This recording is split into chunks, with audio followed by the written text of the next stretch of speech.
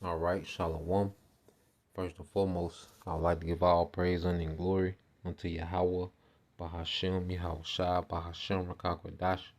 Double honors unto the apostles and the elders of GMS who rule well, teach well, being great examples to his younger brothers. And peace and blessing and salutation to the hopeful lake out there pushing his word and truth and in sincerity across the four winds in the name of Yahweh Bashem Al Shai, pushing to get up out of here. Shalom to the hopeful lake, the believers, the listeners who have came back to the obedience of the scriptures through faith in Yahweh Bashem Al Shai. All right, so I want to go continue on in the book of Second Samuel, okay, the third chapter. All right, and this is going into the kingdom, being translated unto, all right, King David, the full kingdom, because he's already king in Hebron, all right, over his tribe, Judah, all right, and now, the kingdom, we're going to see the kingdom be translated, okay, fully unto King David, the whole kingdom, all right, and this is 2 Samuel 3 and 1. It says, that was the beginning, because you go into the second chapter, we see war, break out between the house of Saul and the house of David. They met in the pool. Some of men, some of King David's men, some of King Saul's men met at the pool. All right, and they had a scuffle, and the scuffle turned into a full-out battle. All right, now you have ongoing war. All right, between these two houses. Okay, 2 Samuel 3 and 1. It said there was the beginning of a long war between those who were loyal to Saul and those loyal to David. As time passed, David became stronger and stronger, while Saul's dynasty became weaker and weaker, man. Okay, and this is what we're seeing happening now, man, as the Lord is strengthening the true house of David. All right, the body of Yahushua, which we sincerely believe. All right, starting with the apostle and elder of GMS, okay, and the true, affiliate camps, okay, associate camps that teach the truth and sincerity, that we are of that house, man.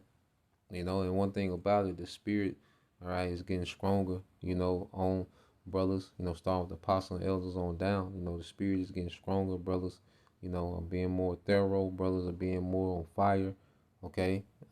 Edification, is at an all time high, you know. Prophecy is at an all time high, man. So the house of David that has been raised up in this time, okay, has been raised up again. Matter of fact, let's get this in the book of Amos 9. Okay, the house is back and it's getting stronger. Okay, and everything else is getting weaker. Esau, Edom, 2/3. Okay, everything else is getting weaker. Not Psalms or Amos. Like this is the book of Amos, chapter 9. All right, in verse 8. Verse 11. It says, in that day I will raise up the tabernacle of David that is fallen. This is that day. This is that time. Okay. And it says, and close up the breaches thereof, and I will raise up his ruins, and I will build it as in the days of old. So in the spirit, okay, the house of David has been raised. Okay, those spirits that was back during the generation of David, those faithful Israelites, that was obedient unto Yahweh by Shema Al Shai, well, their generation is back. Okay, and it's getting stronger and stronger. All right, and it says the Saul's dynasty became weaker and weaker because he was being phased out. Just like everything is being phased out now in this time. Okay, everything outside of the hopeful elect, okay, which make up the house of David, is being phased out. Okay, because you go here to the book of Jeremiah. As people fight against us in the spirit. Because they was physically fighting then, all right? But people fight against us in the spirit. This is Jeremiah 15 and 20. It says, and I will make thee unto this people a fence, brazen wall, and they shall fight against thee, but they shall not prevail. For I am with thee to save thee and to deliver thee, saith the Lord, Yahweh Bashem Al Shai. Okay, so as people fight up against this truth, they're only getting weaker, man. The stance of a Christian is getting weaker. Okay, to the point we don't even know what their stance is anymore. Okay, the stance of Esau, Edom, and his wickedness and his attempt to try to pull off this new world order, these things are getting weaker, man. Okay, false Israelite camps, You know, they can't, because you can't continue to be a false prophet when true prophecy is happening, man. Okay, so they're getting weaker as true prophecy is taking hold in the earth. It's getting hard. It's getting harder to be a false prophet, man. It takes a lot of screening. You know, like Nate. You know, he's real clever in coming up with these makeshift breakdowns. Okay, but it's getting harder for him to do it because prophecy is speaking as he's trying to cover it up with false doctrine, man, with a false breakdown. Okay. Verse 21 it says, "And I will deliver thee out of the hand of the wicked, Esau, Edom, and I will redeem thee out of the hand of the terrible," man. As we sing David, you know, King David constantly being delivered out of the power of Saul, King Saul. And then it's gonna be like that for us with the wicked, with Esau, Edom, man. The Lord's gonna constantly deliver us out of their hand, out of their power, man. You know? So the house of David, you know, has been revamped in the earth. Okay, and it's getting stronger, and everything else is getting weaker and weaker, man. Okay, well, let's go here to let's see, First Corinthians 1. Okay,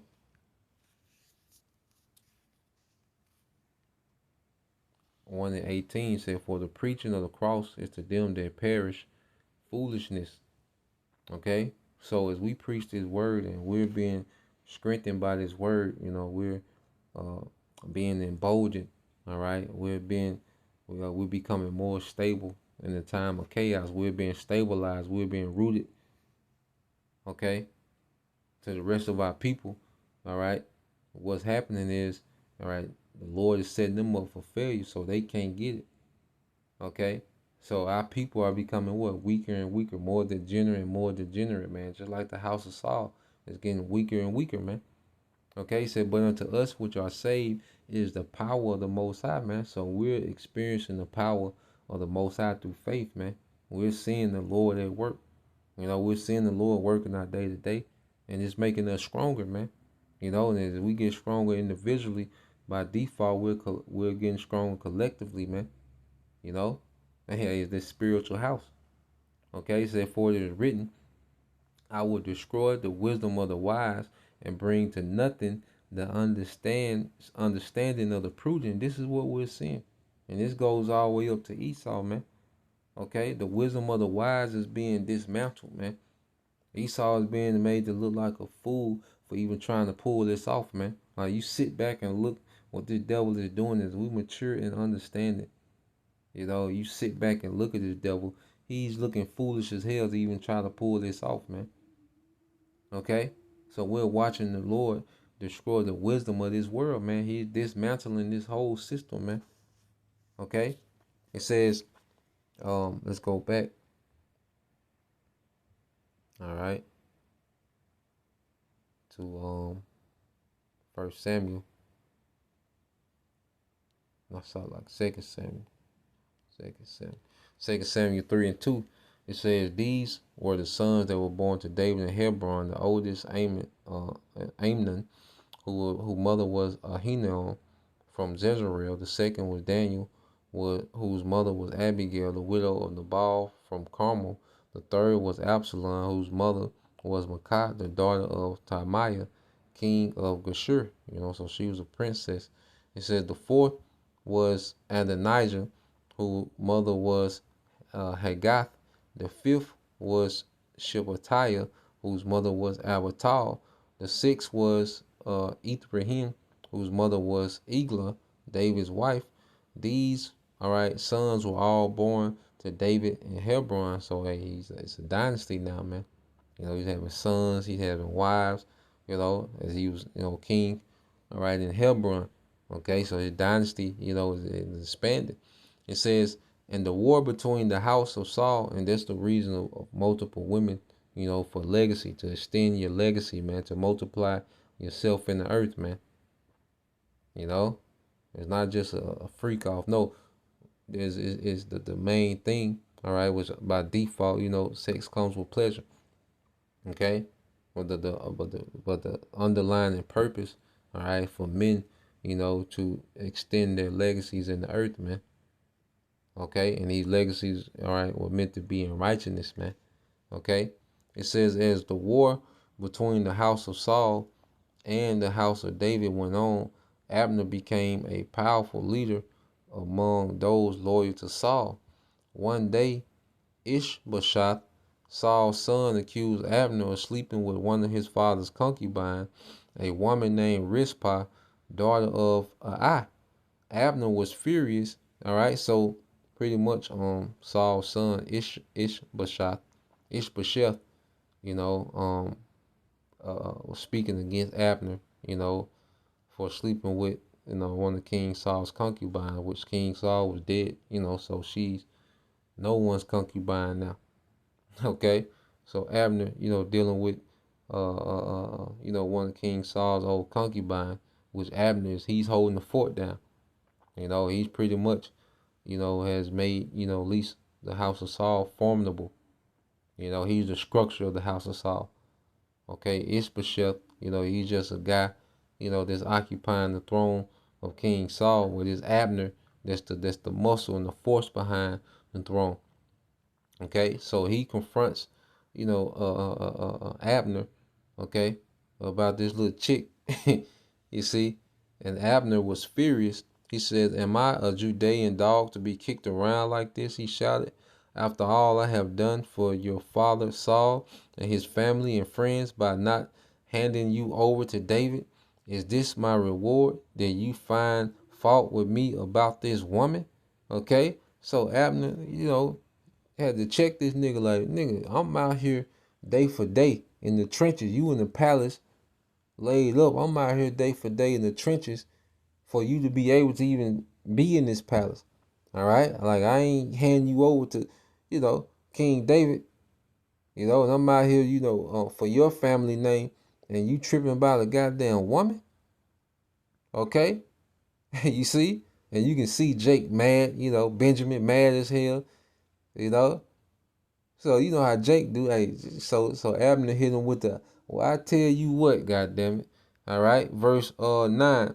It says, may the Most High strike me and even kill me if I don't do everything I can to help David get what the Lord has promised him. All right. So Abner's like, well, I tell you what, goddamn, I'm gonna do you one better, cause you tripping about a goddamn woman. Okay? It says, I'm going to take Saul's kingdom and give it to David.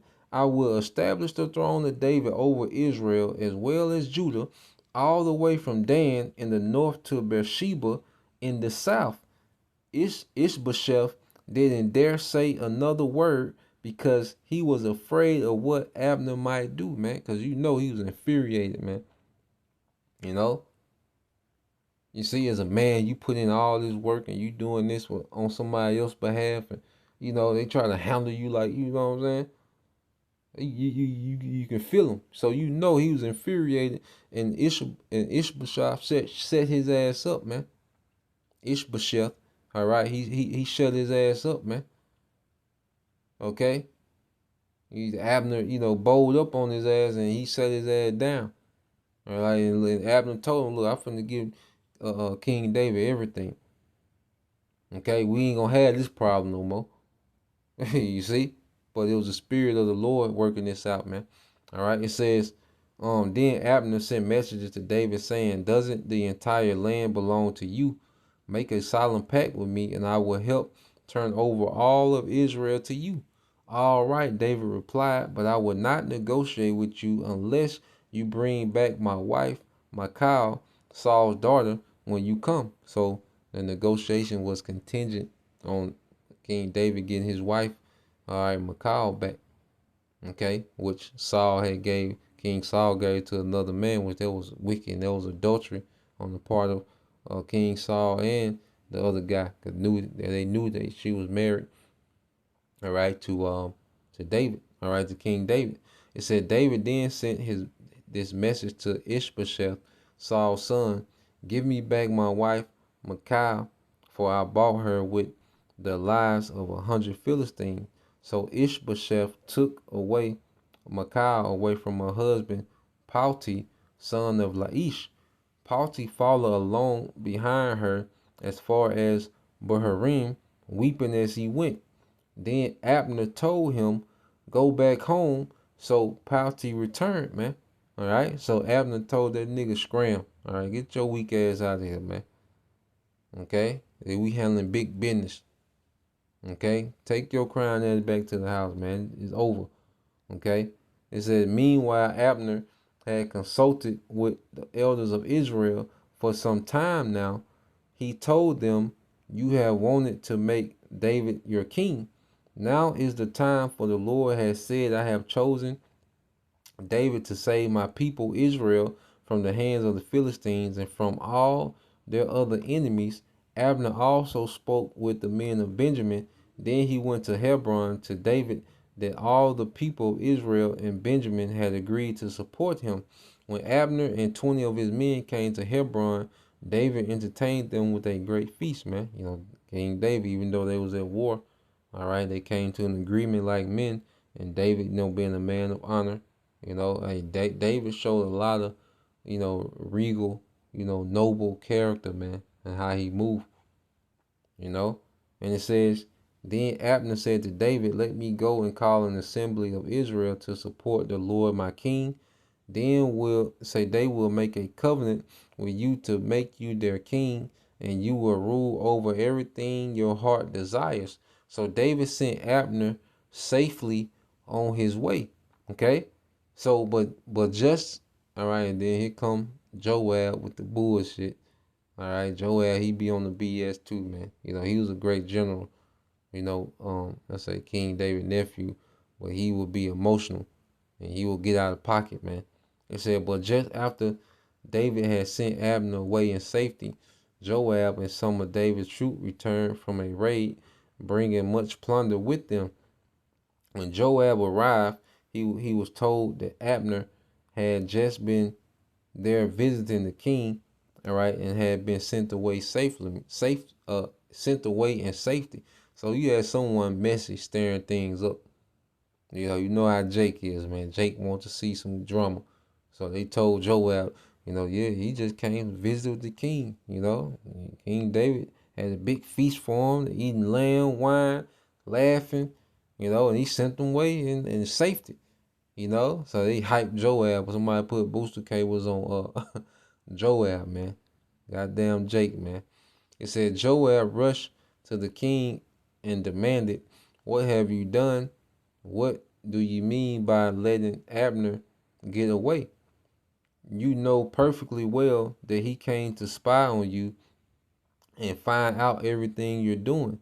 Joab then left David, all right, and sent messengers to catch up with Abner, asking him to return.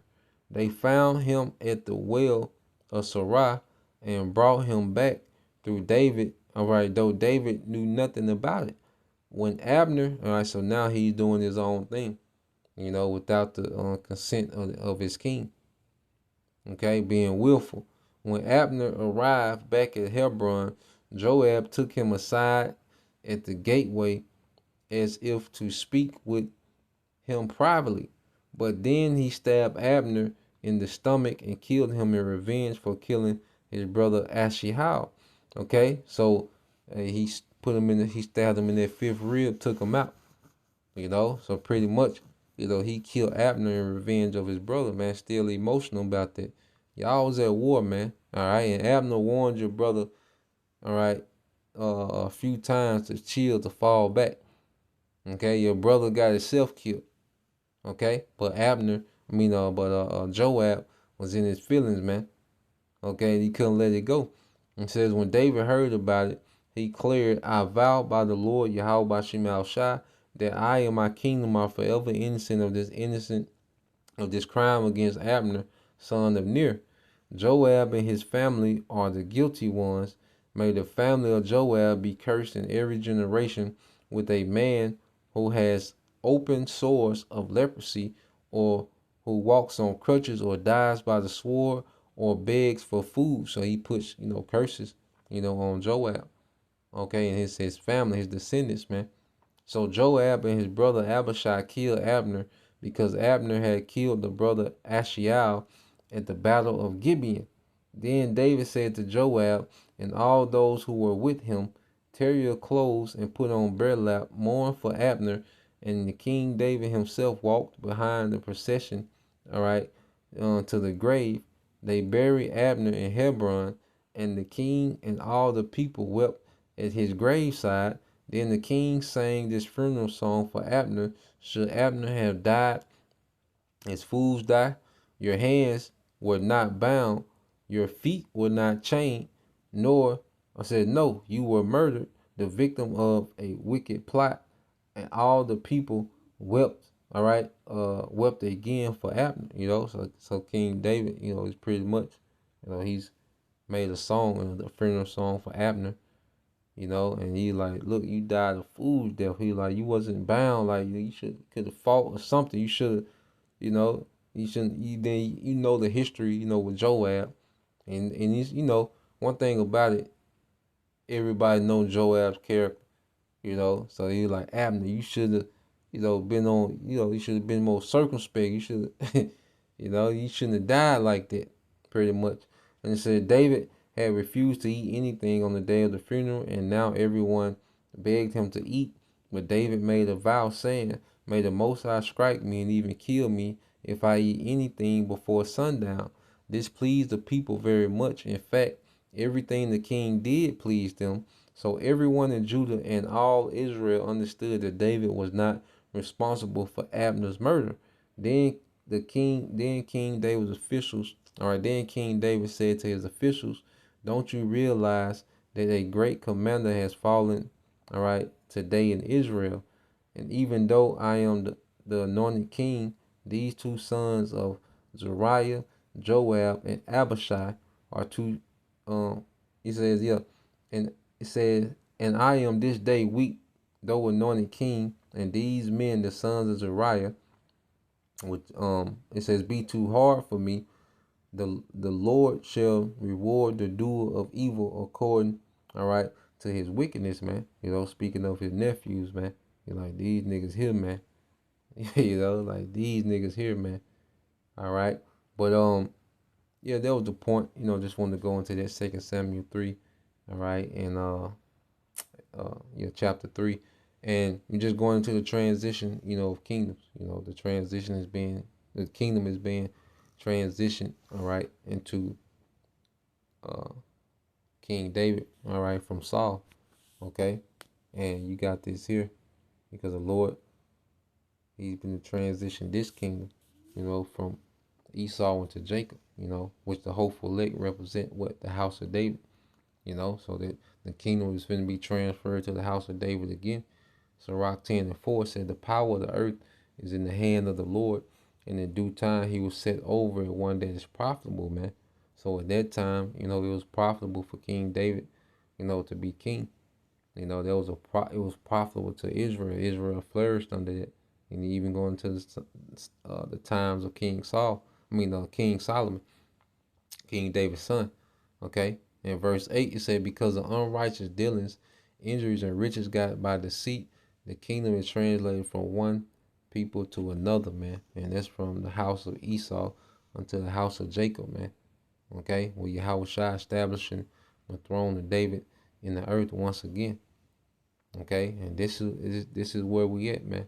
So the power of the earth is in the hand of the Lord. All right, and we in that time to where he's going to transition this thing from a wicked rulership to a righteous rulership. Okay, so Lord will, you brothers, all right, and you sisters edified. Till next time I say shalom.